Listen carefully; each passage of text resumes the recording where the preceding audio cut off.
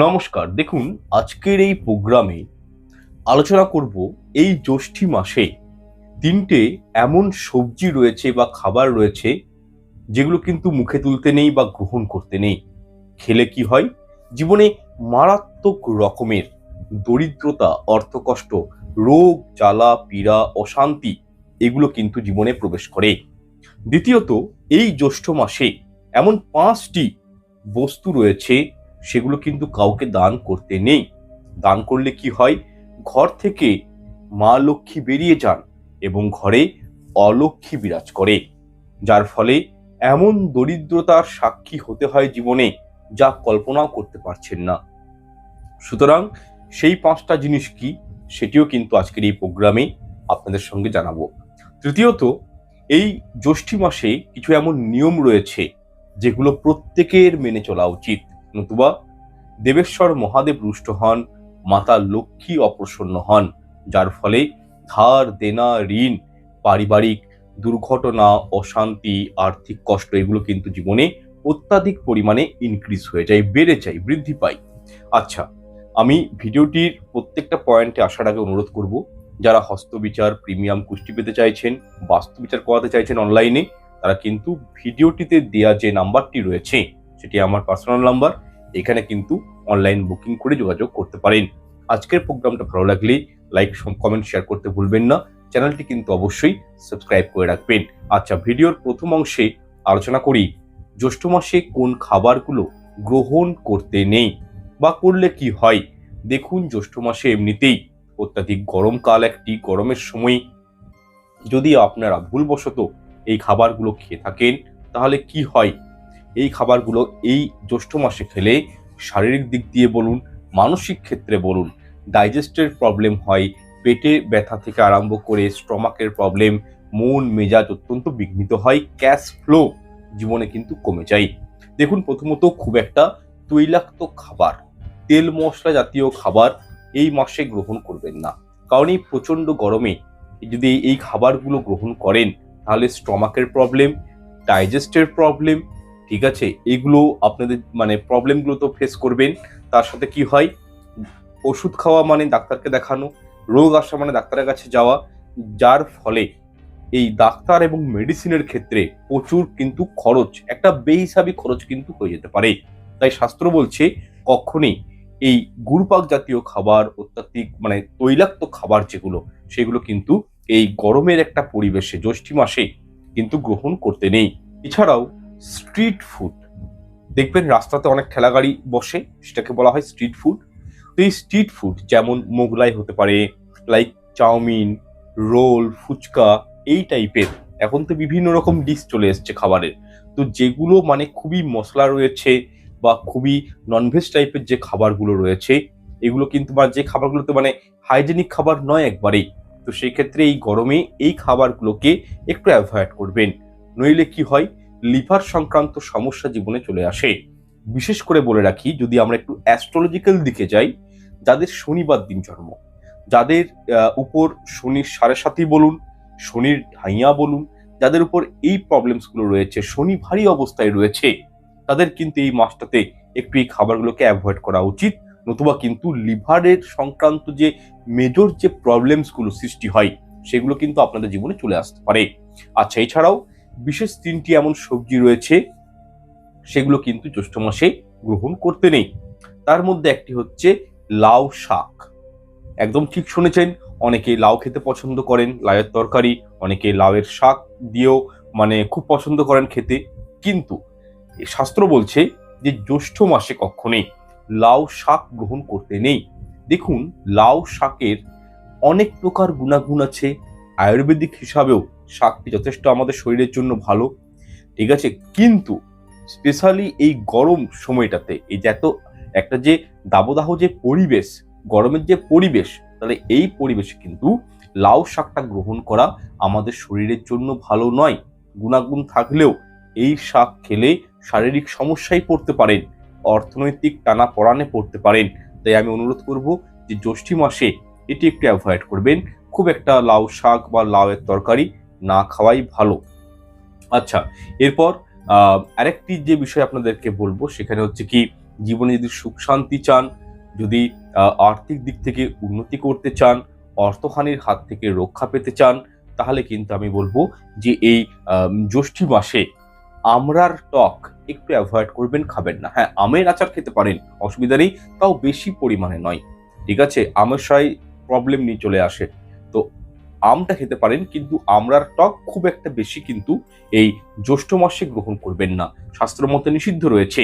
দেখুন, যদি আপনারা শারীরিক সমস্যায় পড়তে না চান, যদি কোনো বিপদের মুখে পড়তে না চান, তাহলে কিন্তু আমি যে খাবারগুলো মেনশন করছি, এগুলো কিন্তু এই আমড়া বলুন, লাউ শাক বলুন, এগুলো কিন্তু গ্রহণ করবেন না।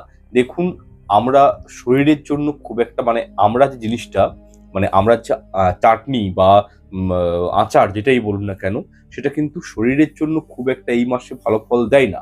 ঠিক আছে, সেক্ষেত্রে এটা মানে না খাওয়াই কিন্তু আপনাদের জন্য ভালো, অথবা কিন্তু সমস্যায় পড়তে পারেন।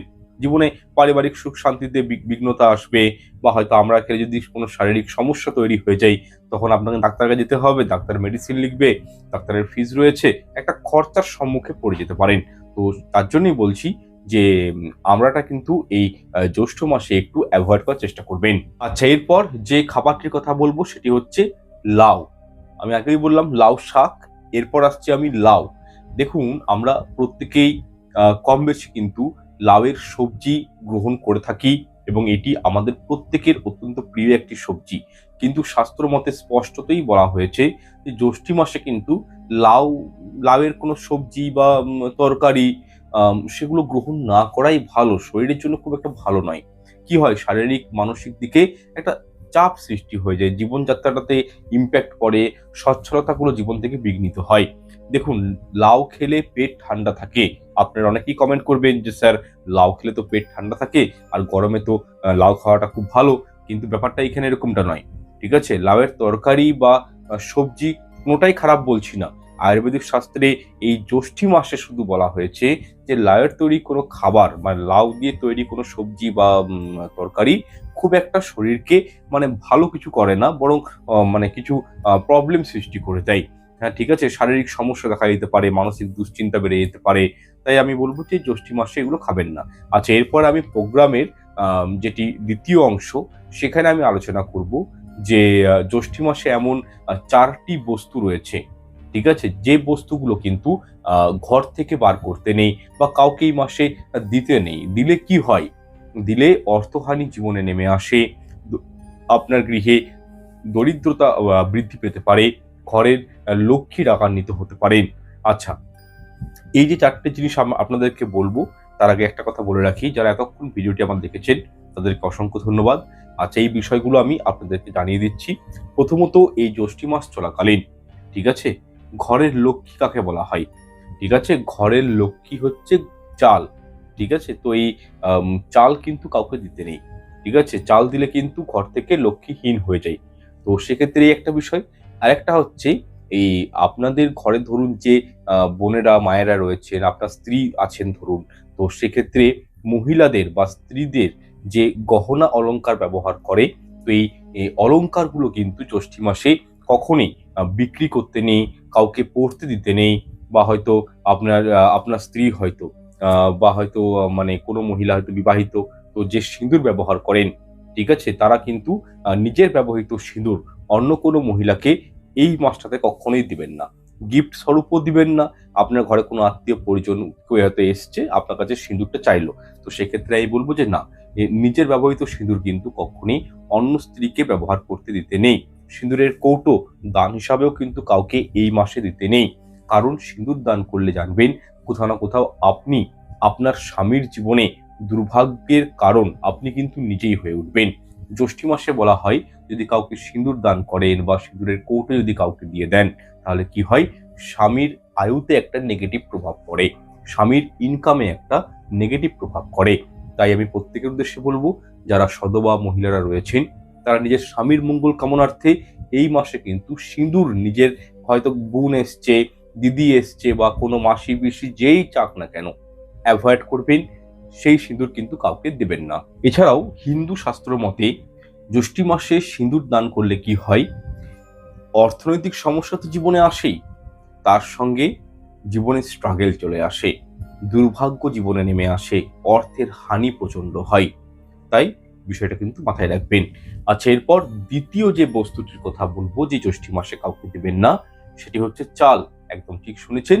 দেখুন, চালকে কি বলা হয়?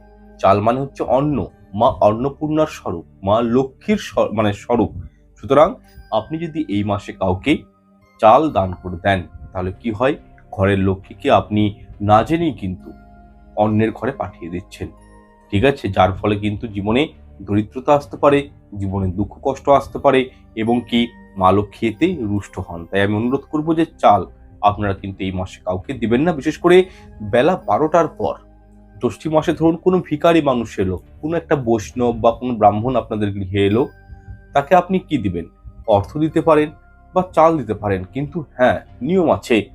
একটা হচ্ছে কি, সূর্যাস্তের পর কখনোই ঘর থেকে কোনো জিনিস বার করতে নেই। আর একটা হচ্ছে এই জ্যৈষ্ঠ মাসের ক্ষেত্রে বলবো যে বেলা 12টার পর যদি কেউ ভিক্ষা চাইতে আসে, অন্য কিছু দিন, অসুবিধা নেই, কিন্তু চাল দেবেন না। আচ্ছা, এরপর তৃতীয় যে বস্তুটির কথা বলবো সেটা খুব মন দিয়ে শুনবেন। দেখুন, এই জ্যৈষ্ঠ মাস চলাকালীন আপনারা ঋণ বা ধার নেওয়া এইগুলো কিন্তু করতে যাবেন না, একদমই করতে নেই। এই মাসে ধার দেওয়া নেওয়া, ঋণ নেওয়া, কারো কাছে টাকা পয়সা নেওয়া, এগুলো কিন্তু করতে যাবেন না। ঠিক আছে? ধরুন আপনি কারো কাছে টাকা পান, সে যদি আপনাকে টাকা ফেরত দিতে আসে, সেটা আপনি নিয়ে নেবেন, অসুবিধা নেই। কিন্তু আপনি কারো কাছে এই জ্যৈষ্ঠ মাস চলাকালীন ধার দেনা করতে যাবেন না। কোন ক্ষেত্রে পারবেন? দেখুন, ক্ষেত্র বিশেষ অনেক কিছু কিন্তু মতবিরোধ রয়েছে, বা আমাদের জীবনে চলার পথে হয়তো কোনো একটা এমার্জেন্সি কারণে আপনি কাউকে টাকা দিতে হলো, সেক্ষেত্রে দিতে পারেন। সেটা কিন্তু ব্যাপারটা আলাদা, সম্পূর্ণ বিষয়টা আলাদা। কেউ হয়তো হসপিটালাইজড হয়েছে, কারোর হয়তো অপারেশন হবে, সাডেনলি কোনো একটা হ্যাপেনিং ঘটে গেছে, অ্যাক্সিডেন্ট হয়ে গেছে, আপনার কাছে টাকা চাইছে, আপনার কাছে টাকা আছে হয়তো, আপনি সেক্ষেত্রে দিন। এতে কিন্তু কোনো আপনার সংসারের ক্ষতি হবে না। আপনি একজনকে আপনি কিছু অর্থ দিয়ে তাকে সাহায্য করছেন, ভগবান সেটা কিন্তু দেখছে, কোনো ক্ষতি নেই। কিন্তু ব্যাপারটা সম্পূর্ণ আলাদা।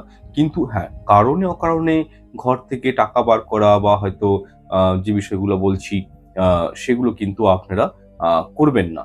আচ্ছা, এরপর আরো কয়েকটি আমি জিনিসের কথা বলে দিচ্ছি, যেগুলো কিন্তু জ্যৈষ্ঠ মাসে বিশেষ করে সন্ধ্যা হয়ে যাওয়ার পর, মানে সান্ধ্যকালীন অবস্থায় বা রাত্রের দিকে কখনোই দান করতে নেই। যেমন হচ্ছে দুধ, ঘি, লবণ, দই, সরিষার তেল বা কালো সরিষা, সাদা সরিষা, এইগুলো কিন্তু কখনোই এই জ্যৈষ্ঠ মাসে কাউকে দান করতে নেই। এবং কি লবণ, লবণও কিন্তু কাউকে এই মাসে দান করতে নেই। দান করলে কি হয়? অর্থ হানি জীবনে নেমে আসে। জীবনে সুখ শান্তির জায়গাতে দুঃখটা আপনারা কিন্তু পেয়ে যেতে পারেন।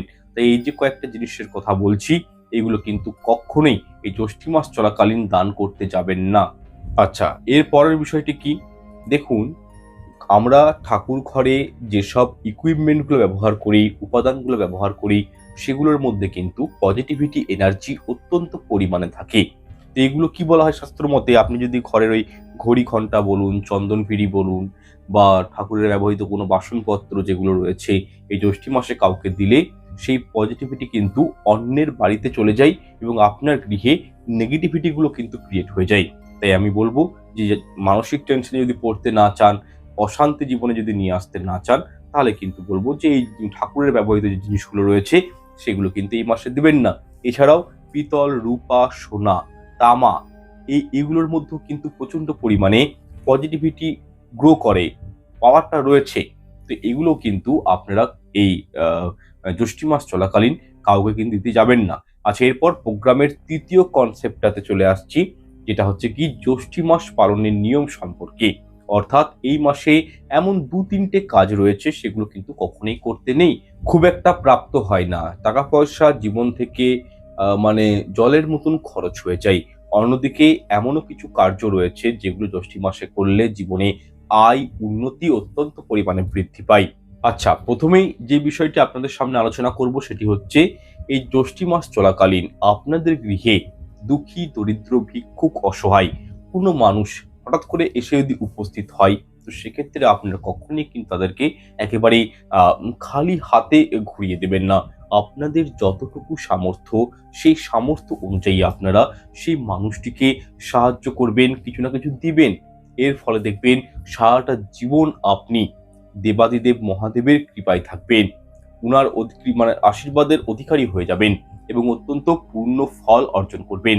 যদি পারেন জ্যৈষ্ঠী মাসে অবশ্যই এইরূপ মানুষদেরকে কিছু নিজের হাতে মানে নিজের ঘরে খাওয়াবেন, নিজের সাধ্য সামর্থ্য মতো। এর ফলে দেখবেন আপনাদের গৃহে কখনোই অন্ন, বস্ত্র, বাসস্থানের অভাব হবে না, তথা সংসারে সুখ শান্তি অত্যন্ত পরিমাণে বৃদ্ধি পাবে।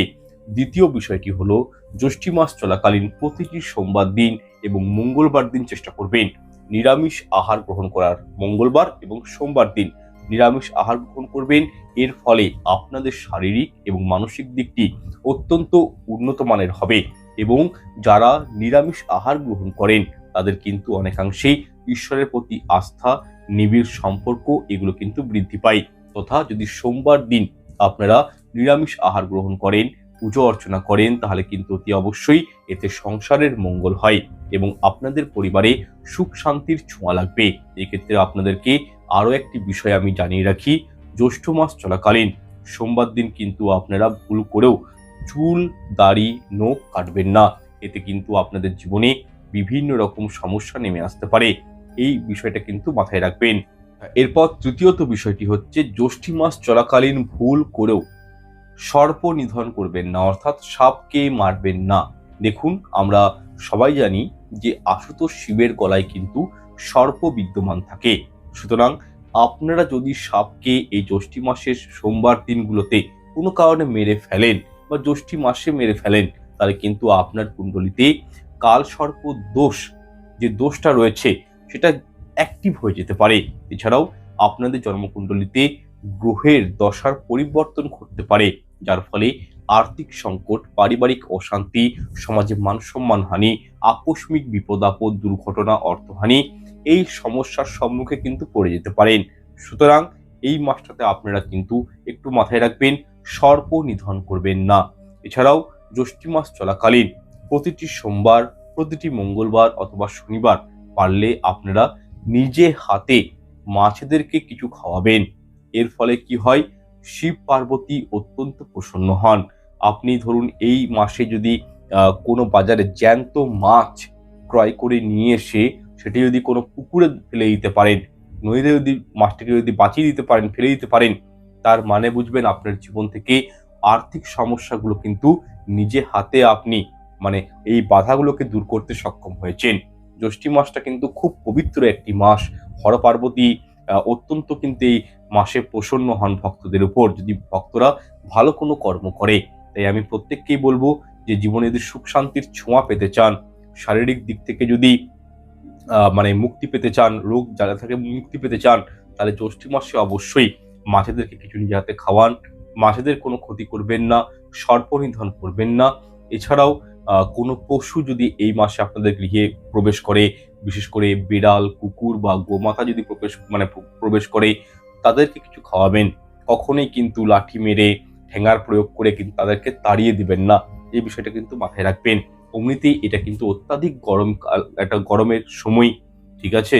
গাছেতে এই জ্যৈষ্ঠী মাসে কিন্তু দেখবেন গাছের ফলে কিন্তু গাছের ফল পেকে যায়, এত গরম থাকে। তো সেক্ষেত্রে এই মাসে যদি কোনো পথিক মানুষ কেউ হয়তো রাস্তা দিয়ে পেরিয়ে যাচ্ছে, তো তাকে আপনি যদি জল দান করেন, জল খাওয়ান, এতেও কিন্তু প্রচুর পুণ্য অর্জন হয়। সুতরাং এই ছোট্ট ছোট্ট রেমেডিস গুলো যদি করতে পারেন, একটু বিষয়গুলো জেনে রাখতে পারেন, তাহলে কিন্তু মঙ্গল আপনাদের হবেই এবং জীবন থেকে সমস্ত রকম অমঙ্গলগুলো কিন্তু আস্তে আস্তে দূরীভূত হয়ে যাবে। আরেকটা বিষয় আপনাদেরকে বলে রাখি, দেখুন জ্যৈষ্ঠী মাসে যদি আপনারা পারেন, এই ক্রিয়াটা কিন্তু প্রত্যেকেই করবেন। যাদের ঘরে ধরুন কোনো নেগেটিভিটি রয়েছে, কোনো বাস্তু দোষ রয়েছে, তাদের জন্য বলছি, কিন্তু খুব মন দিয়ে শুনবেন। কিভাবে বুঝবেন যে আপনার গৃহে বাস্তু দোষ রয়েছে, কিভাবে বুঝবেন যে আপনার উপর কেউ কালা জাদু বা টুকটাক করে রেখেছে? তো সেক্ষেত্রে আপনারা মর্নিং আওয়ার্সে বা ইভিনিং টাইমে যখন ইচ্ছে কি করবেন, একটি ট্রান্সপারেন্ট কাচের গ্লাস নেবেন, তার মধ্যে অর্ধেকটি জল রাখবেন, তার মধ্যে একটি পাতিলেবু দিবেন হলুদ রঙের এবং গ্লাসের জলের মধ্যে 1 চামচ লবণ দিয়ে দিবেন। নিয়ে ওয়াচ করবেন যে পাতিলেবুটি নিচের দিকে নেমে যাচ্ছে, না মিডিলে রয়েছে, না গ্লাসের উপরে রয়েছে। এটি শুধু ওয়াচ করবেন। যদি দেখেন লেবুটি জলের উপর ভাসছে, তার মানে ঘরে কোনো বাস্তুদোষ নেই, আপনার উপর কেউ কালা জাদু বা তুকতাক করেনি। যদি দেখেন পাতিলেবুটি তলায় চলে গেছে, জলের তলাতে, তার মানে বুঝবেন আপনার ঘরে কোনো নেগেটিভিটি রয়েছে। তো এই ক্ষেত্রে কি করবেন, নিজের গৃহ থেকে বাস্তুদোষ দূর করার জন্য ওই পাতিলেবুটি সংগ্রহ করবেন, তার মধ্যে একটি সূঁচ নেবেন এই সাইজের, সূঁচটি দিয়ে পাতিলেবুটিকে গেঁথে দেবেন। কোনো নির্জন স্থানে বা কোনো নর্দমার জলে ওই লেবুটিকে ফেলে চলে আসবেন, পিছন করে তাকাবেন না। যদি কেউ টুকটাক করে থাকে, দেখবেন এই মাসেই তার এই ওই নেগেটিভ প্রভাবটা কিন্তু কেটে যাবে এবং আপনাদের জীবনে সুখ শান্তির ছোঁয়া লাগবে।